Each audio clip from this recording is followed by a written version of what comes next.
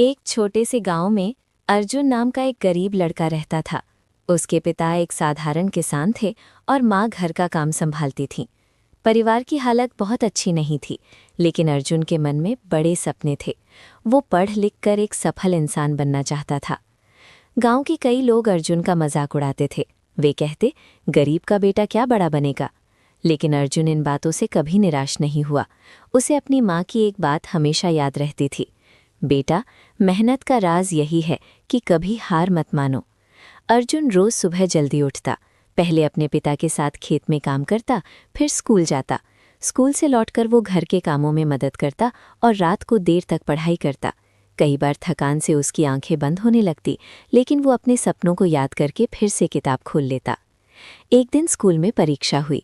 अर्जुन ने पूरी मेहनत से तैयारी की थी। जब परिणाम आया तो वो पूरे स्कूल में प्रथम आया। गांव वाले हैरान रह गए। जो लोग उसका मजाक उड़ाते थे वही अब उसकी तारीफ करने लगे। लेकिन अर्जुन यही नहीं रुका। उसने और मेहनत की। उसने शहर जाकर आगे की पढ़ाई करने का निश्चय किया। पैसों की कमी थी, इसलिए उसने शाम को एक छोटी सी दुकान पर काम करना शुरू किया।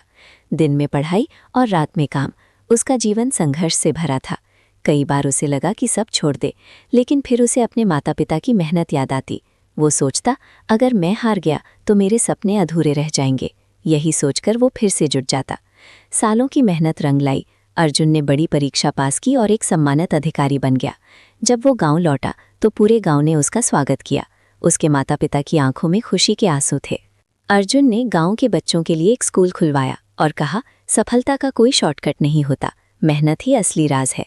गांव के लोगों को समझ आ गया कि इंसान की पहचान उसके हालात से नहीं, बल्कि उसकी मेहनत से होती है। सीख, मेहनत और धैर्य से हर सपना पूरा किया जा सकता है। जो कभी हार नहीं मानता, वही असली विजेता बनता है।